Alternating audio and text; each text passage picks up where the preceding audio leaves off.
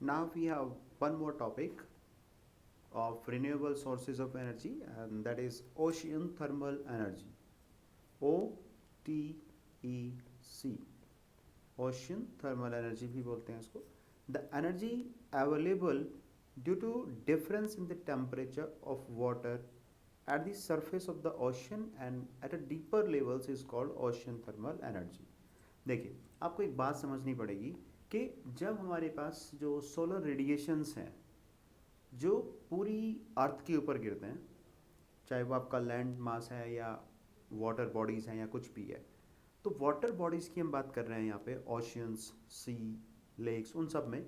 तो क्या होता है कि जो अपर सरफेस है, जो वाटर की अपर लेयर्स है, तो ऑब्वियसली बात है कि रेडिएशन डायरेक्टली उनके उसमें आ रहा है कांटेक्ट में, तो वो ज़्यादा हीटअप होते हैं. और जो नीचे रहता है पोर्शन, वो क्या रहता है, कंपैरेटिवली कोल्डर होता है ऊपर वाले के कंपैरेटिवली. ठीक है, तो इसलिए क्या बोलते हैं कि उन दोनों के बीच में टेम्परेचर ग्रेडियंट है वाटर का, ये वाली लेयर और ये वाली लेयर, फिर और नीचे, तो ये हॉट और नीचे cool.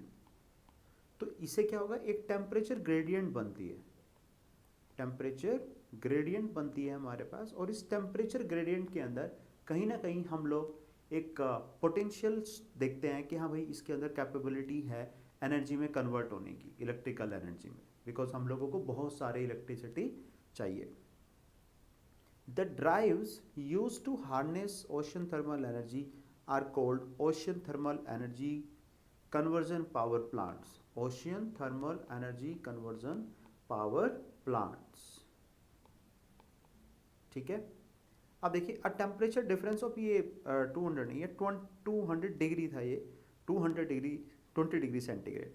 A temperature difference of 20 degree centigrade between the surface water of ocean and deeper water is needed for operating OTEC power plant. जैसे कि विंड के लिए था ना, कि विंड के लिए भाई एक कम से कम उतनी स्पीड होनी चाहिए एक efficient power plant, wind power plant के लिए. तो ऐसे ही यहाँ पे भी हम कहते हैं कि भाई जो आपके पास डिफरेंस है टेम्परेचर का, वाटर के टेम्परेचर का अपर लेयर और बिलो लेयर में, तो 20 डिग्री का डिफरेंस होना चाहिए, तभी हम कह सकते हैं कि वहाँ पे एक अच्छा OTEC पावर प्लांट बन सकता है. In one type of OTEC power plant, the warm surface water of ocean is used to boil a liquid ammonia or chlorofluorocarbon. देखिए क्या होता है कि ये जो टेम्परेचर का डिफरेंस है, इससे हम ये तो नहीं कर सकते कि भाई वाटर को बॉयल करें, उससे स्टीम बनाएं और उस स्टीम को हम टरबाइन रोटेट करने के लिए यूज़ करें, जैसे कि थर्मल पावर प्लांट में करते हैं. तो यहाँ पे वो तो पॉसिबल है नहीं, बिकॉज टेम्परेचर डिफरेंस उतना ज़्यादा नहीं है. तो इसलिए क्या करते हैं कि हम लिक्विड अमोनिया को या क्लोरोफ्लोरोकार्बन को हीट करते हैं और उनकी वेपर बनाने की कोशिश करते हैं. और उनसे जब वो वेपर्स बनेंगी, हाई प्रेशर की वेपर बनेंगी, the high pressure vapours of the liquid are then used to run the turbine of a generator and produce electricity. ये बात तो अब आपको बिल्कुल अच्छे से याद हो जानी चाहिए कि हम हर जगह ये कोशिश कर रहे हैं कि कुछ ना कुछ हमें इस तरह की चीज़ मिल जाए, चाहे वो विंड हो, चाहे एयर हो, जो चाहे टाइड्स हों, कि आपके पास जो टरबाइन है, जनरेटर से शाफ्ट के थ्रू कनेक्टेड जो टरबाइन है, किसी तरीके से वो रोटेट कर जाए.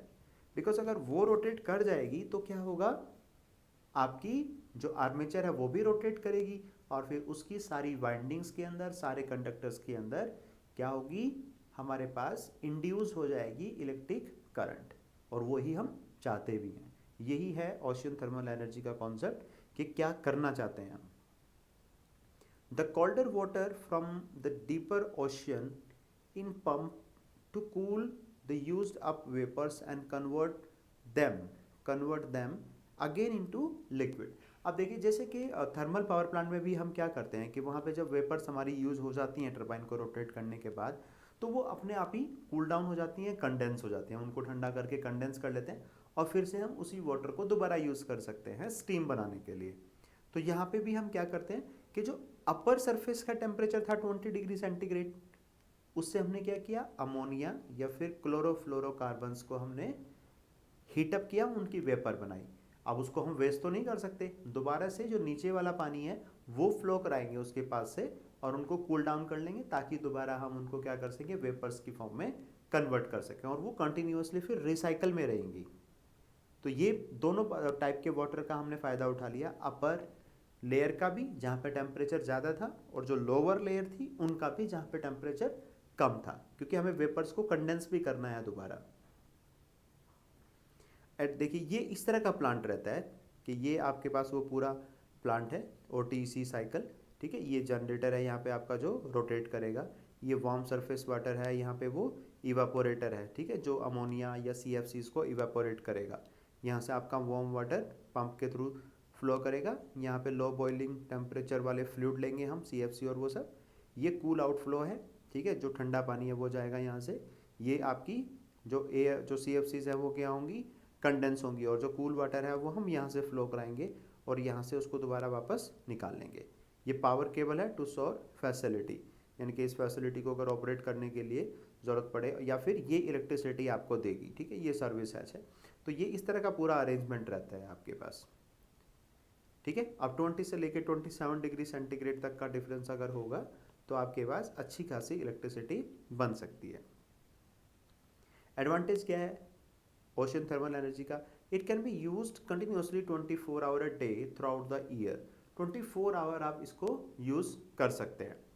It is a renewable source of energy. Renewable source तो है ही है, बिकॉज वाटर तो है ही है, और उसके अंदर वहाँ पे क्या होगा, आप मतलब एक हेमीस्फीयर में अब हम बना सकते हैं, दूसरे हेमीस्फीयर में सन जो है वो पड़ रहा होगा वहाँ पे दूसरी ओशन के दूसरी साइड, तो वहाँ पे भी बना सकते हो आप, ठीक है। लेकिन ऐसा नहीं हो सकता कि एक ही हेमीस्फीयर में 24 घंटे आपके पास वो अवेलेबल है।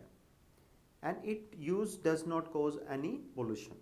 अब फिर से वही बात है, कोई फ्यूल की बर्निंग नहीं हो रही, कुछ नहीं हो रहा है, जो ऑलरेडी एग्जिस्टिंग सोर्स है हमारे पास, वाटर है, तो उसी को हम यूज़ कर रहे हैं, कोई एक्स्ट्रा फ्यूल बर्न नहीं कर रहे हैं, तो कोई पॉल्यूशन कॉज नहीं कर रहा है ये।